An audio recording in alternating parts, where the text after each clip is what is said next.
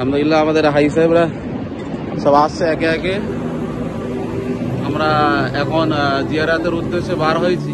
এখান থেকে আমরা মদিনা শরীফে, মসজিদে কোবা, কেবলাতাইন সব কিছু আমরা জিয়ারাতে বার হয়েছি। আমাদের এই বাস রাবিতাত মক্কা বড় কোম্পানি। সকলেই আমরা দোয়া করেন বিসমিল্লাহির রহমানির রহিম।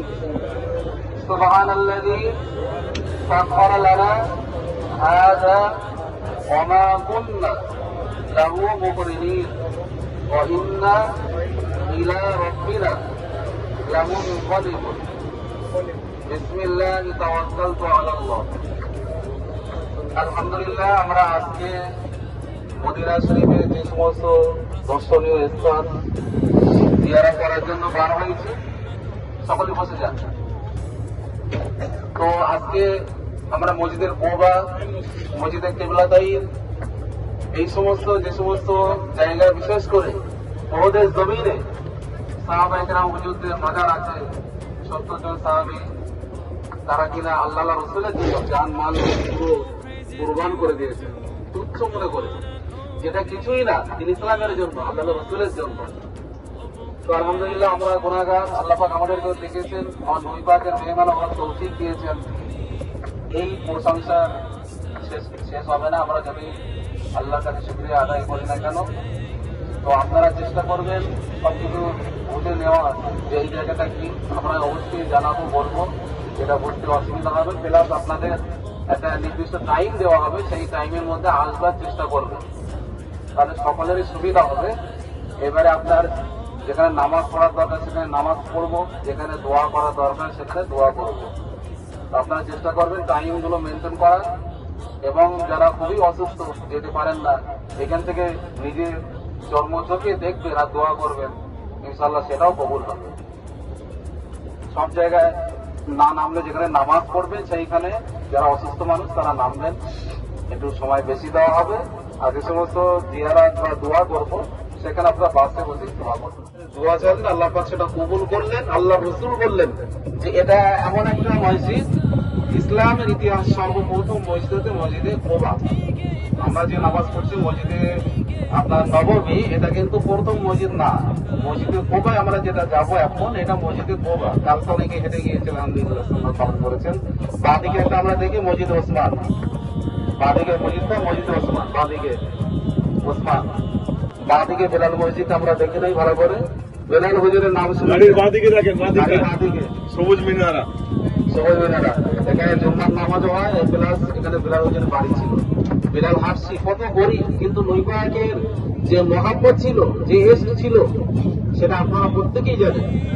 কত প্রহার করা হয়েছে, কত অত্যাচার করা হয়েছে, কিন্তু তাওহীদের কলেমা আল্লাহ এক, অদ্বিতীয়, আল্লাহ কোনো শরীক নাই, এবং মুহাম্মদ রাসূলুল্লাহ, মুহাম্মদ হলো আল্লাহ রাসূল, এটা তিনি কখনোই ছেড়ে দেননি।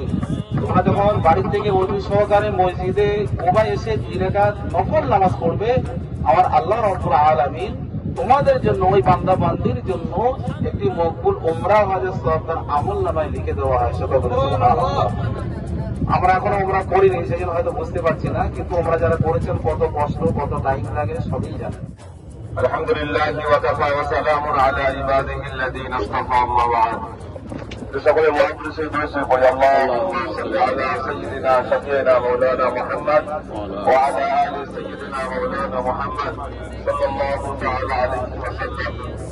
আল্লাহ তাআলা আপনাদের সকলকে পুলিশ জারি থেকে বাহাদুর জায়গাটা দেখে, বাহাদুর খাতে সেবা বলা হয়। ওই যে খাতে সেবা, ওটাকে খাতে সেবা।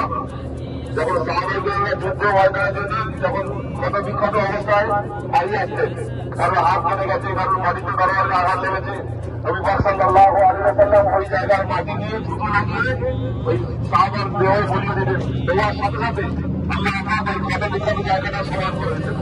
সুবহানাল্লাহ, সুবহানাল্লাহ। ওই খাতে সেবার মাটি, মদিনার জমিন হলো সেবা। এই খাতে সেবার মাটি এখন সৌদি গভর্নমেন্টের পক্ষ থেকে ব্যান করে দেয়। আগে নৌকা থেকে মাটি তুলছে, এত পরিমাণে মাটি তোলা শুরু হয়েছে, সেই জন্য এটা বন্ধ করে দিয়েছে। চারিদিকে দেখুন খেজুরের বাগান। আমরা মদিনা শরীফে এসেছি, আমাদের সর্বপ্রথম কাজ হবে এই দরবারে এই জমিনের আদব রক্ষা করা। আমরা হাজি হতে নয়, আমরা আল্লাহ আল্লাহ রাসূলকে খুশি করতে এসেছি। আমাদের এই 8 দিন 9 দিন যে সফর আমরা মদিনা জমিনে কাটাবো, যেন আমাদের দ্বারা কোন রকম বেয়াদবি না হয়, সর্বপ্রথম খেয়াল আমাদের রাখতে হবে। কারণ আল্লাহ পাক বলছেন, তোমরা আমার হাবিবের দরবারে যাও, খবরদার তোমাদের আওয়াজ যেন আমার হাবিবের দরবারে গিয়ে হাবিবের আওয়াজের উপরে না হয়। যদি হয়ে যায়, তোমার ইবাদতগুলো আমি আল্লাহ ধ্বংস করে দেবো। সেই জন্য খুব সতর্ক আমাদেরকে থাকতে হবে। তকবীরে উলার সাথে জামাতগুলো আদায় করবো, সাথে সাথে আদবের সাথে দেখো মসজিদে কুমার সামনে আমাদের গাড়ির বাহাদে পড়ছে, সেই মিনারা দেখেন। এখানে 2 রাকাত নফল নামাজ আদায় করলে এটা কবুলিয়াতের ওমরা সওয়াব। আমরা যে মক্কায় গিয়ে ওমরা করবো, কবুল হবে কি আল্লাহ বেহতার জানে। কিন্তু এই জায়গায় গিয়ে 2 রাকাত নামাজ পড়ার সাথে সাথে কবুলিয়াতের সওয়াব আপনার আমল নামায় লেখা হবে। সেই জন্য আমরা যাব 2-4 রাকাত নামাজ, 2 রাকাত দখলের মসজিদ, 2 রাকাত শুকরিয়ার নামাজ হোক, নফল নামাজ হোক করতে পারেন।